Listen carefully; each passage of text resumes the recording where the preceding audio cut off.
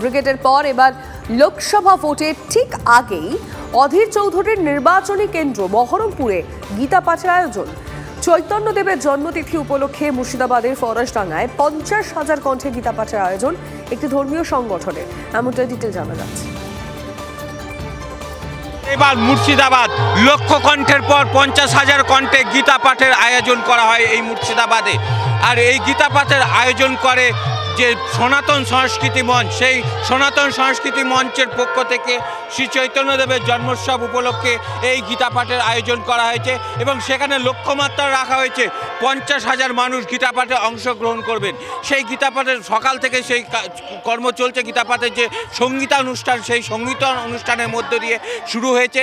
এরপর রয়েছে বিভিন্ন অনুষ্ঠান, যেমন রয়েছে গঙ্গা আরতি এবং অভিবাদন জ্ঞাপন, পাশাপাশি যে মূল কার্যক্রম 1টা থেকে 2টোর মধ্যে সেই মূল কার্যক্রম গীতা পাঠ। আর এই গীতা পাঠ নিয়ে ইতিমধ্যেই কিন্তু শুরু হয়েছে রাজনৈতিক চাপানুতর। তবে সব কিছু নাকচ করে দিয়ে তার গীতা পাঠের উদ্যোক্তা জানান যে তারা গীতা পাঠ করতে চায়, যারা আসতে চান তাদের অবশ্যই ওয়েলকাম, স্বাগত জানিয়েছেন এবং আমন্ত্রণও জানিয়েছেন। মুর্শিদাবাদ থেকে ক্যামেরায় সিদ্ধার্থের সাথে কৌশিক, TV9 বাংলা। বাঁকুড়া জোর কদমে ভোট প্রচারে বিজেপি প্রার্থী সুভাষ সরকার।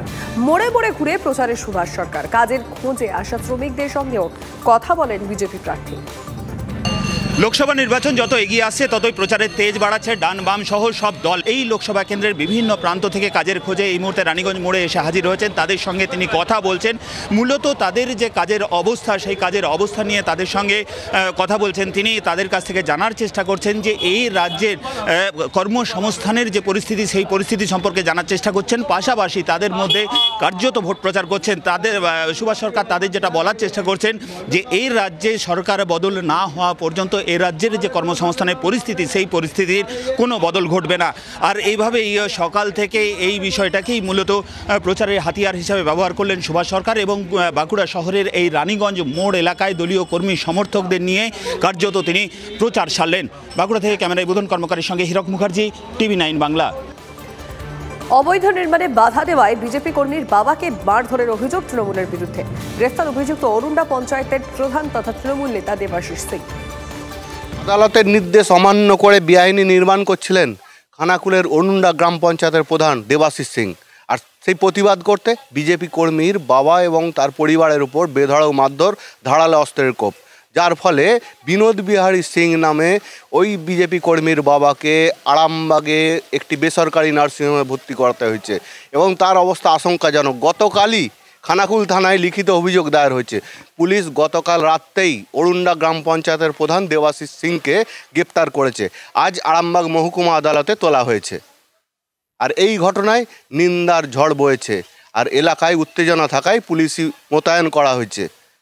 খানাকুল থেকে ক্যামেরায় মধুসূদনদের সঙ্গে তন্ময় বৈরাগী, TV9 বাংলা।